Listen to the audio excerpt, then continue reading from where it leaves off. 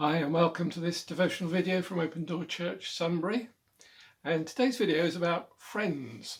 No, not Joey and Ross and all of that lot, but a particular group of friends who over time have achieved a degree of notoriety that we're about to see is not entirely deserved. We're following the story of Job and we're up to chapter 2 and verse 11. When Job's three friends, Eliphaz the Temanite, Bildad the Shuhite, and Zophar the Naamathite, heard about all the troubles that had come upon him, they set out from their homes and met together by agreement to go and sympathize with him and comfort him. When they saw him from a distance, they could hardly recognize him. They began to weep aloud, and they tore their robes and sprinkled dust on their heads. Then they sat on the ground with him for 7 days and 7 nights. No one said a word to him because they saw how great his suffering was. So we have three friends of Job. First, this guy Eliphaz from Teman in Edom. That was to the south of Israel. And then there's the shortest man in the Bible, Bildad the Shuhite. Yep, the jokes don't get any better. He's from somewhere called Shua, and Zophar from Naamah, both locations unknown. And so with Job, we have a group of 4 friends. That number 4 again, 4 initial catastrophes that came over Job, 4 commendations from God, and now a group of 4 tight-knit friends. The context of the language seems to imply that they had some kind of covenant of friendship together. That was not uncommon in those days. We find in Genesis Abraham having several such covenants or treaties. In some cases, covenants of defence, treaties of defence, and men who were so bonded together that they were willing to risk their lives and go to battle in defence of one another. And so with the first thing we find about these 3 is they are faithful to the friendship. They are faithful to the covenant that they have made. They agree to honour their friendship with Job and their commitment to Job by going to him in his time of need. There's going to be a cost to them. There's going to be travel. There's going to be inconvenience. There's going to be probably lost work, lost revenue maybe, lost earnings. And they're intentional about it. It's not one of these situations where they say, oh yeah, we'll come and visit you next week. And next week passes and the week after and 3 weeks later, they're like, oh yeah, sorry, something came up. Next week we'll come and see you. No, they made their plans and they set out and they met together. They made it happen. And they're probably nervous about what they're going to find. Some time has passed. There's been some communication between them. They've made the arrangement. They can't get on the phone to Job and say, hey, Job, how are you doing? What's the latest? What's happening? They don't really know what they're going to find when they get there.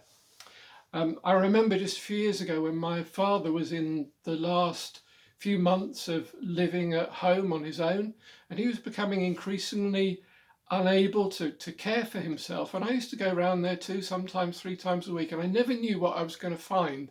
Sometimes he'd be fine. Sometimes he might need help with bathing or personal issues. Often he'd need shopping. He wouldn't have food in the fridge. He had carers coming in 3 times a day, but he didn't particularly like having them, and he wasn't always cooperative.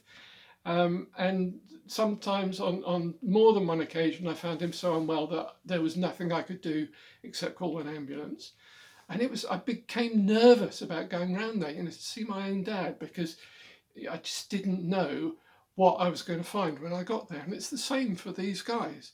They don't know what they're going to find. And when they see Job, they're shocked because of the state that he's in. This man who was a centre of attention, who was so esteemed and of such high reputation, is reduced to nothing, and he's in the place of an outcast, and he's broken, like living like a beggar with nothing. It reminds me a bit of what the prophet Isaiah said about the Messiah who was to come. He had no beauty or majesty to attract us to him, nothing in his appearance that we should desire him.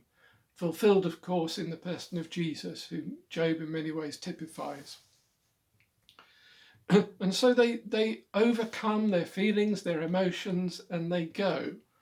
And then the first thing they do is they identify with Job in his situation. They weep. They are so overcome with emotion at what's happened to him. They tear their clothes and they cover themselves in dust, outward signs of deep grief. All of those things that Job himself had done, and expressions of grief that he'd already expressed, they identified with him in his grief. And then they do something incredible.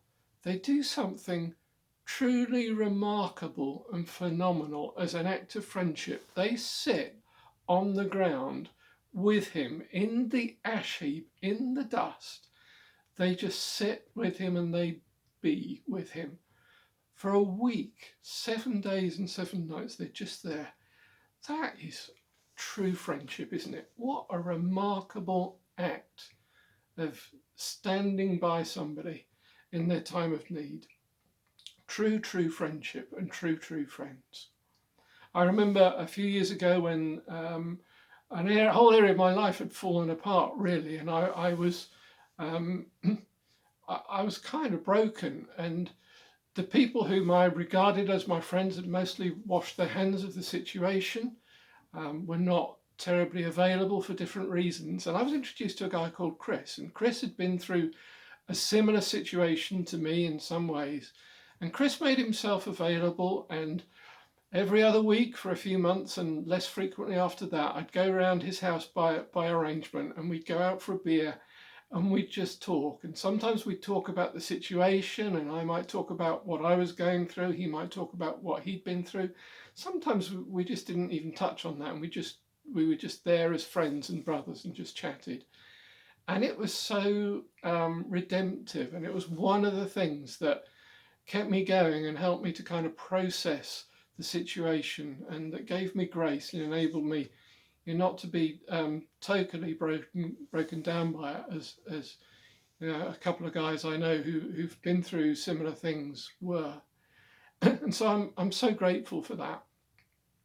And so, what can we pray today? May God give us such friends when we need them, and may He give us grace to open up and to receive friendship, and not be proud, but to receive from one another when we need it.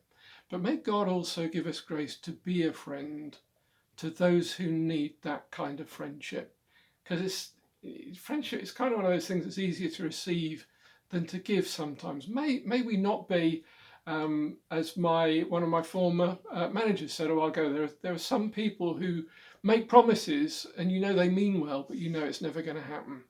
May we not be that kind of friend, but may God give us grace to be intentional about being friendly and offering friendship, to manage our own feelings, because sometimes when you're talking to someone who's going through stuff, it brings back memories, doesn't it? It touches a nerve, it presses the wrong buttons, and we need grace and strength to manage that in us so that we're able to be a positive help to the other. May God help us to identify and empathize even with people whose situations we may not even be able to relate to, and we might even look at it and think, well, I would never have got myself in that situation. Well, Job, there was nothing he could have done about what happened to him, and often we get in situations that you would have had to have foreseen a long time ago, and changed things a long way back in order to prevent it. I remember the Shah of Iran, after the revolution, was asked, do you feel that you made any mistakes? And he said, when things start to unravel, every decision is a mistake. And so may God give us grace for one another to receive friendship when we need it, but more importantly, to be a friend to those who are in need. Amen.